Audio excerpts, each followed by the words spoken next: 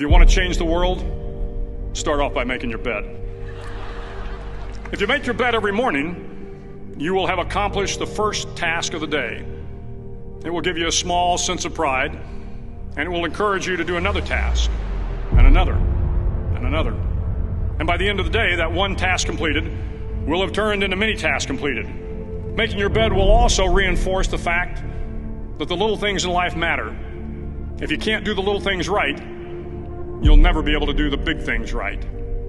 And if by chance you have a miserable day, you will come home to a bed that is made, that you made. And a made bed gives you encouragement that tomorrow will be better. To pass SEAL training, there are a series of long swims that must be completed.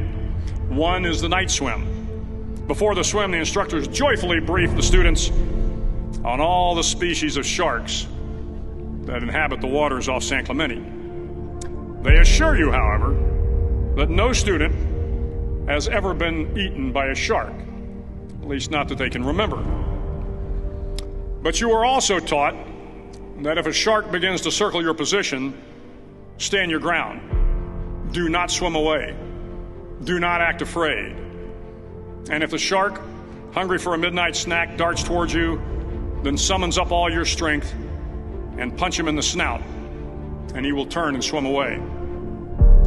There are a lot of sharks in the world. If you hope to complete the swim, you will have to deal with them. So if you want to change the world, don't back down from the sharks.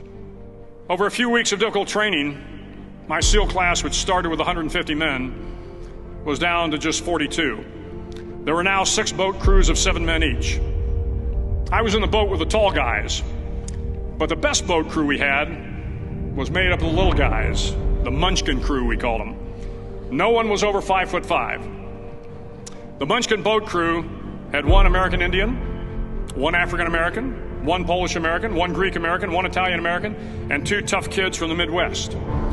They out-paddled, outran, and outswam all the other boat crews. The big men in the other boat crews would always make good-natured fun of the tiny little flippers the Munchkins put on their tiny little feet prior to every swim. But somehow these little guys from every corner of the nation and the world always had the last laugh, swimming faster than everyone and reaching the shore long before the rest of us. SEAL training was a great equalizer. Nothing mattered but your will to succeed, not your color, not your ethnic background, not your education, not your social status. If you want to change the world, measure a person by the size of their heart, not by the size of their flippers. The 9th week of training is referred to as Hell Week. It is 6 days of no sleep, constant physical and mental harassment, and 1 special day at the Mud Flats. The Mud Flats are an area between San Diego and Tijuana where the water runs off and creates the Tijuana Sloughs, a swampy patch of terrain where the mud will engulf you. It is on Wednesday of Hell Week that you paddle down in the mud flats and spend the next 15 hours trying to survive the freezing cold, the howling wind, and the incessant pressure to quit from the instructors. As the sun began to set that Wednesday evening, my training class, having committed some egregious infraction of the rules, was ordered into the mud. The mud consumed each man till there was nothing visible but our heads. The instructors told us we could leave the mud if only 5 men would quit. Only 5 men, just 5 men, and we could get out of the oppressive cold. Looking around the mud flat, it was apparent that some students were about to give up. It was still over 8 hours till the sun came up. 8 more hours of bone-chilling cold. The chattering teeth and the shivering moans of the trainees were so loud, it was hard to hear anything. And then one voice began to echo through the night. One voice raised in song. The song was terribly out of tune, but sung with great enthusiasm.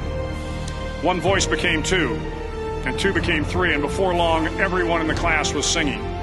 The instructors threatened us with more time in the mud if we kept up the singing, but the singing persisted, and somehow the mud seemed a little warmer, and the wind a little tamer, and the dawn not so far away.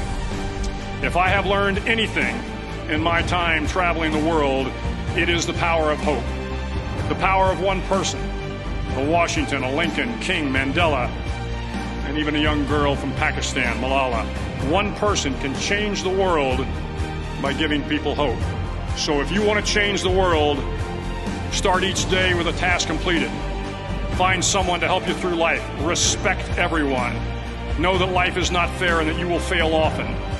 But if you take some risks, step up when the times are the toughest, face down the bullies, lift up the downtrodden, and never, ever give up.